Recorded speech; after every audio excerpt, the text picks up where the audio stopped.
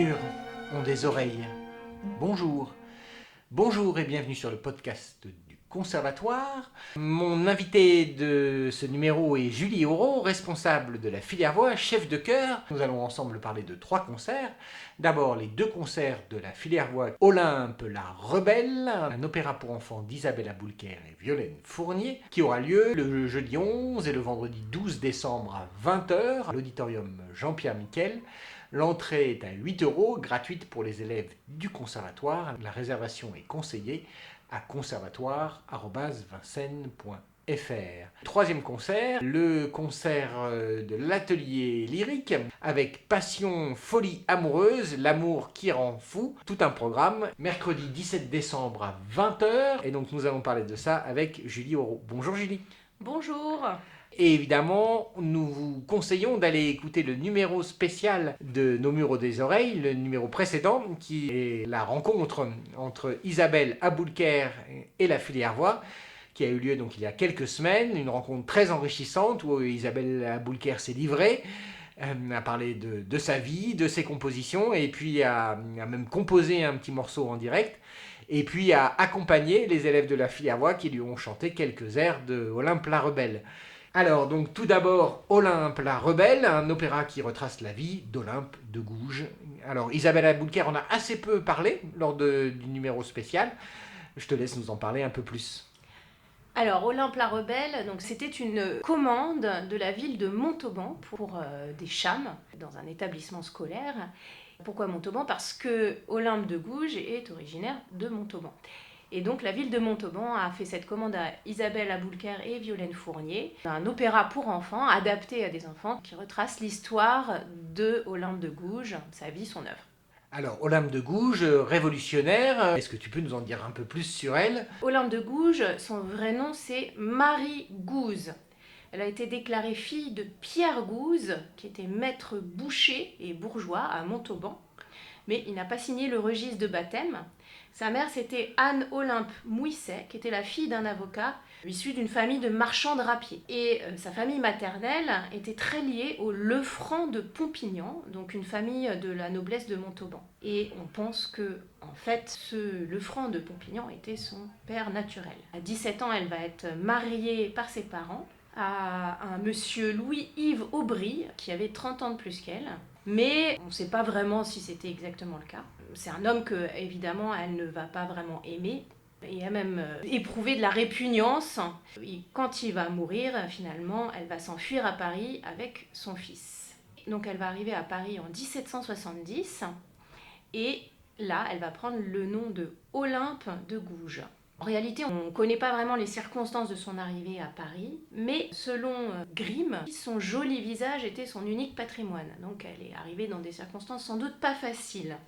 Et elle va mener une vie libre et va entretenir plusieurs liaisons, notamment avec un entrepreneur de transport militaire, un monsieur Biétrix de Rosières, qui donc va l'entretenir et lui permettre de mener une vie d'intellectuel, une vie de mondaine à Paris. Et on sait qu'elle a eu beaucoup d'amants et de protecteurs parce que, à l'époque, n'oublions pas que les femmes n'avaient pas vraiment le droit de travailler. Et donc, elle a mené une vie luxueuse et acquis une réputation, ce qu'on appelait de courtisane, dans un contexte où une femme libre était forcément assimilée à une prostituée. Son problème, c'était pas vraiment d'en tirer ni de l'argent ni du luxe, mais elle, c'était de fréquenter les salons littéraires pour diminuer les lacunes de son éducation, puisqu'en tant que fille, elle n'avait pas eu l'avantage d'être instruite.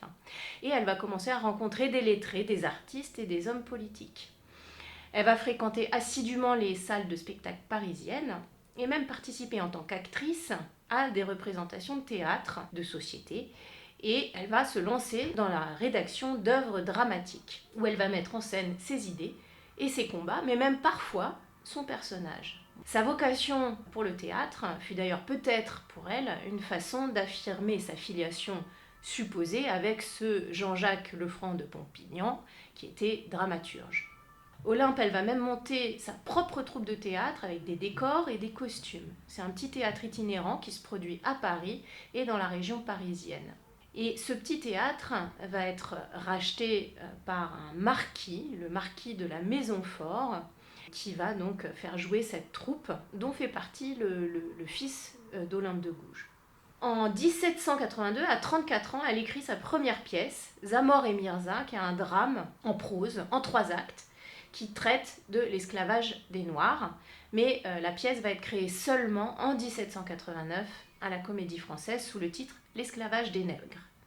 Alors la première représentation se déroule dans un chahut épouvantable, sans doute organisé par les anti-abolitionnistes, et les critiques se montrent évidemment très sévères, tant pour des raisons morales que littéraires.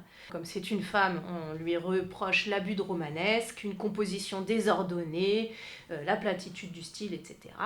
Et évidemment, le sujet de l'esclavage des Noirs qu'elle combat est un brûlot à l'époque. Ça ne l'empêchera pas, en 1790, d'écrire une seconde pièce abolitionniste intitulée Le marché des Noirs.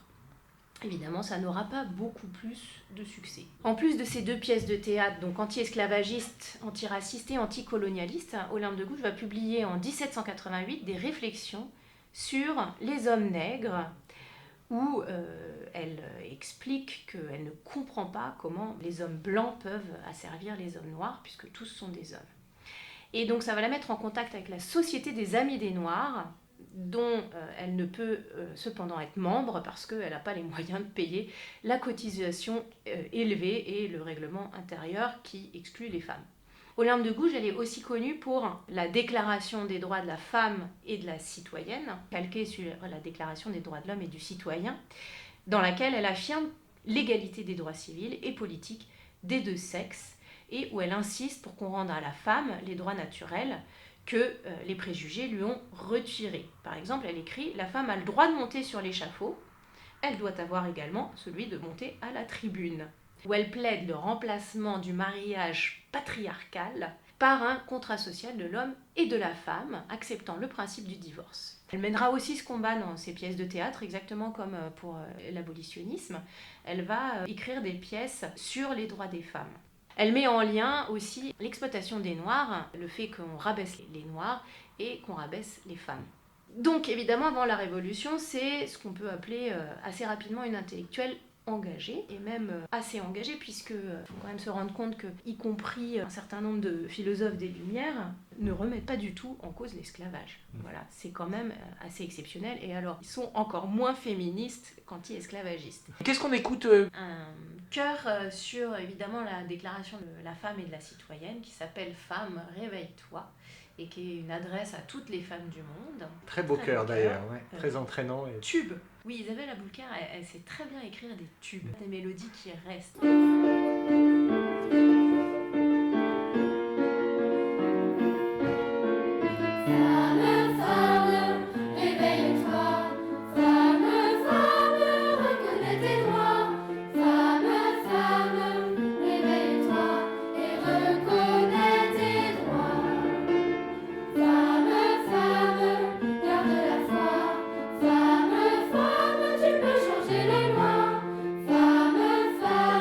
Force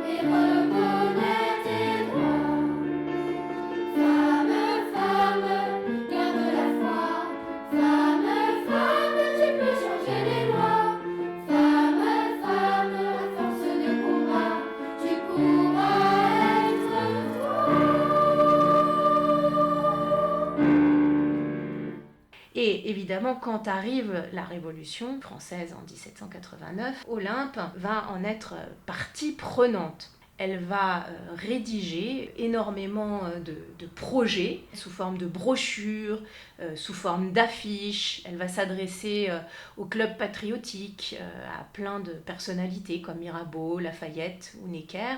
Elle essaye de leur proposer des améliorations qu'elle pense importantes.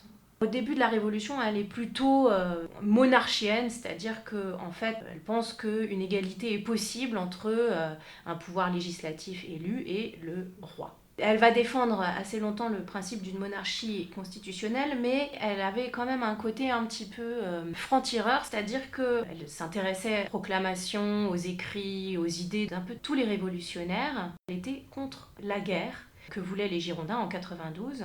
Son grand rêve, c'était une révolution, on va dire aujourd'hui peace and love, c'est-à-dire sans guerre et sans sang versé. Et évidemment, à partir du moment où l'épisode de la terreur va s'emballer, elle va s'en prendre à ceux qu'elle tient pour responsables des massacres. Elle désigne particulièrement Marat, mais aussi Robespierre, qu'elle soupçonne d'aspirer à une dictature, alors que c'était quelqu'un qu'elle admirait plutôt avant. Et donc, elle va dénoncer ces dangers de dictature qui se profilent avec la montée en puissance de la Convention montagnarde et la mise en place du Comité de salut public en 1993. Et elle va être du coup accusée de mettre en cause la Révolution. D'autre part, sa proximité avec les Girondins va précipiter sa chute. Le fait qu'elle ait été aussi une femme entretenue, ça a évidemment aussi joué contre elle, parce que c'était pas non plus forcément très bien vu. Donc elle va être guillotinée. Alors, une vie très intéressante, hein, on perd la tête donc, mais... Oui. Alors, a priori comme ça, on se dit, bon, c'est pas vraiment un sujet pour enfants. Alors, comment Isabelle Aboulker et l'autrice Violaine Fournier arrivent à traduire ce destin exceptionnel en musique, et puis en musique accessible pour des enfants? On part du contexte scolaire qui est celui de cette cham-là de Montauban. Et l'histoire qu'elles ont inventée, c'est que c'est le projet de cette cham de Montauban qui est dans le collège Olympe de Gouges, et ça c'est vrai. Voilà.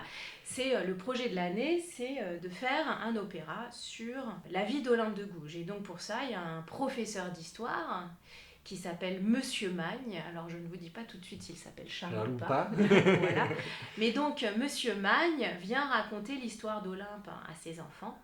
Et petit à petit, avec l'aide de la professeure de musique du collège, ils vont construire un opéra autour de cette vie bien remplie.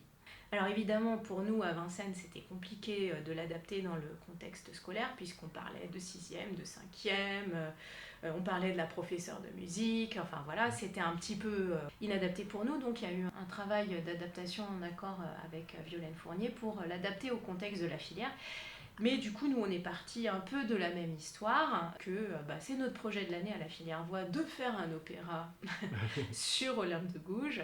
Et donc, un professeur d'histoire vient nous raconter, il s'appelle bien Monsieur Magne, vient nous raconter son histoire, et à partir de là, on va construire des scènes. Évidemment, la première scène, elle est sur l'histoire, incroyable, et elle témoigne de l'incompréhension en fait des enfants face à l'histoire, parce qu'on leur raconte l'histoire de têtes couronnées qu'ils verront jamais, et ils comprennent pas bien à quoi ça sert. Ensuite, on a Olympe qui apparaît, voilà, comme une voix oubliée qui surgit du passé et qui raconte un peu son enfance, sa condition de fille illégitime, qui a une dimension importante du personnage. Ensuite, on aura un air du professeur d'histoire qui explique pourquoi il est professeur d'histoire. Voilà, faire connaître le passé aux enfants pour qu'ils puissent comprendre le présent et peut-être changer l'avenir. Il y a ensuite un chœur très jazzy que les enfants adorent, qui s'appelle « Ne jamais se laisser marcher sur les pieds ». Alors voilà. Peut-être on va pouvoir l'écouter puisqu'on l'a enregistré lors de la venue d'Isabelle Aboulker. Il ne faut jamais se laisser marcher sur les pieds. La la la, il ne faut jamais se laisser marcher sur les pieds. La la la, il ne faut jamais se laisser marcher sur les pieds. Avec pugnacité, avec ténacité, et la voix et légèreté, il vous sans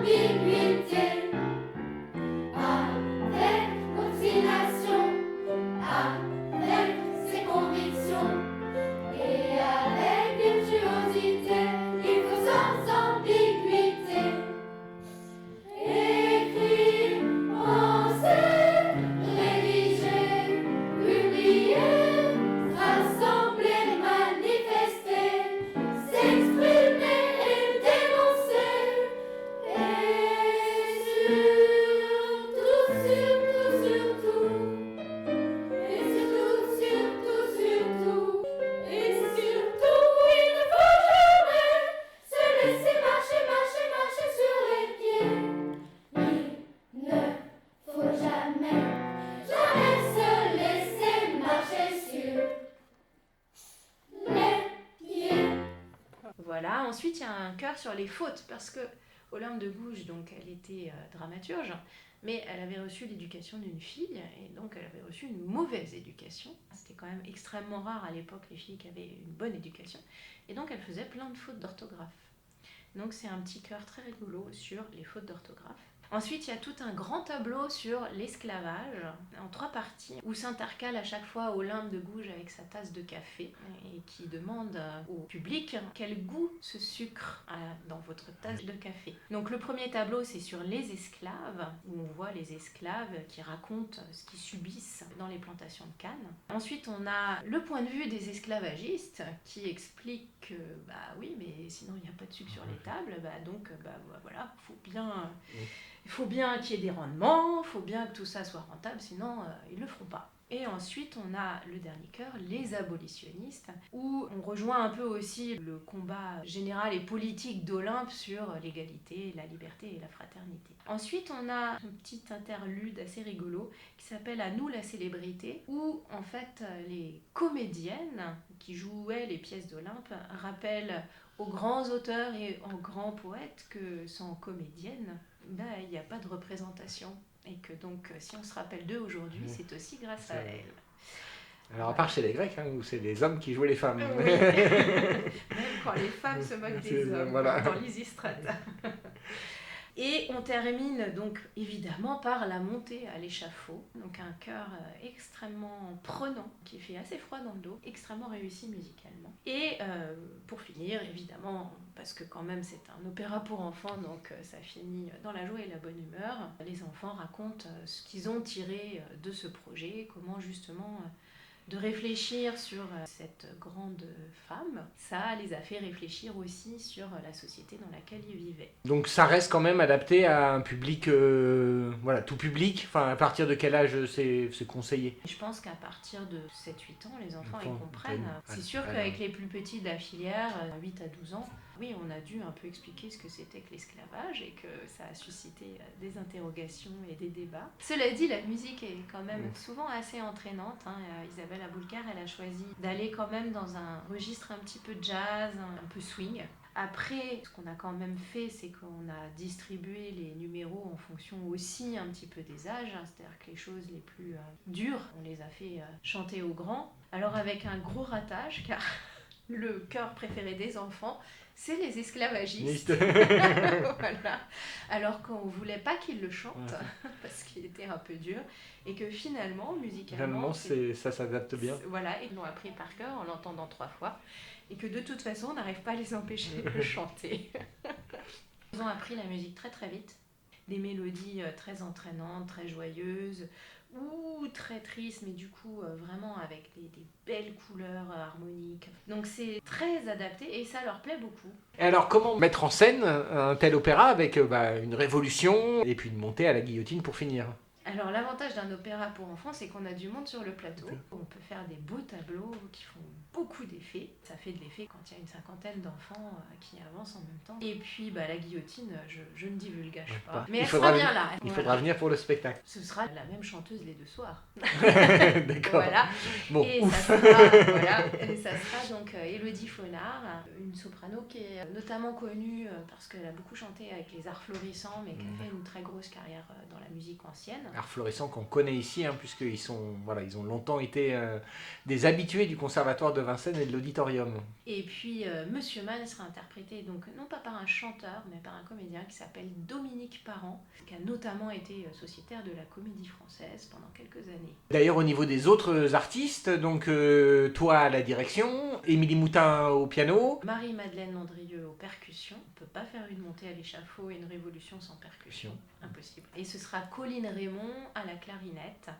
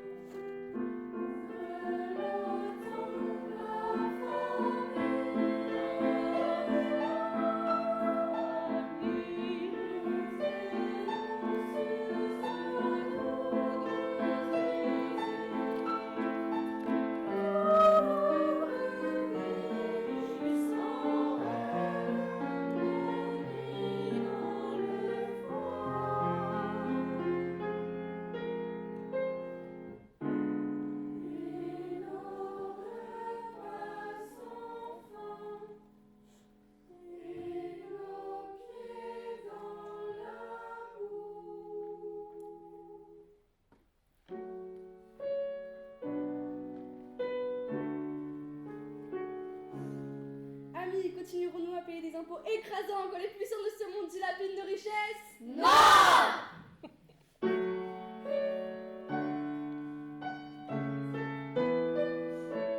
À mourir de faim quand il faut monter le prix du blé pour augmenter leurs profits? Non! Non! Du haut de nos campagnes, la révolte gronde. Enfants de la misère, relevez votre front, relevez votre front. Nos détresses et nos rages seront notre étendard, enfants de la colère, armez-vous de bâtons. Tremblez, tyrans, votre règne revenir, rien ne pourra nous désunir.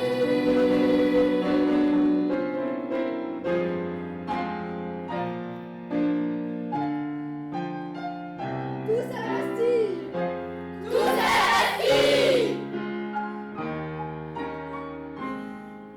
Défendons nos droits! Liberté!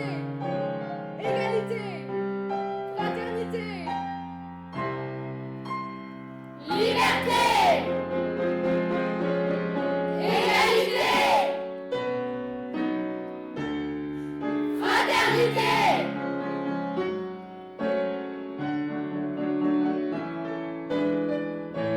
Révolution!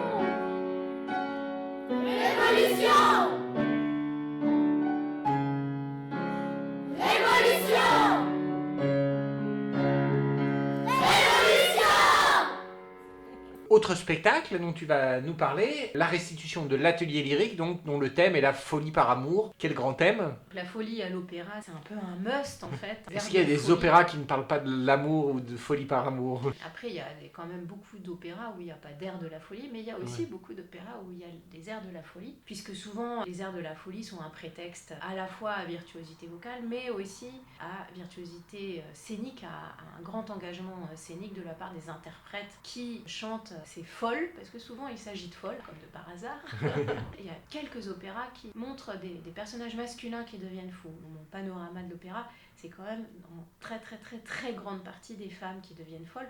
À différentes époques d'ailleurs c'était des raisons différentes, notamment au 19e siècle, c'est souvent parce qu'on considère que les femmes sont des petites choses fragiles et que leurs petits nerfs sont incapables de résister à un chagrin d'amour, donc évidemment elles deviennent folles. Après il y a aussi des personnages beaucoup plus forts, de femmes qui deviennent folles, mais pas parce qu'elles sont trop fragiles, mais justement parce qu'elles sont trop puissantes, notamment des Médées ou des personnages un petit peu comme ça. Et puis il y a à partir du XXe siècle aussi un certain nombre de personnages qui sont des fous parce qu'ils refusent les conventions de la société. Alors, Nuno Folle, c'est Nina. L'opéra est de Paisiello et s'appelle Nina o la pazza per l'amore. Nina devient folle parce que son père veut la marier de force au lieu de la laisser épouser Lindoro, son amour de jeunesse. La musique, elle est vraiment ravissante et en fait, à l'époque, ça va être un grand succès.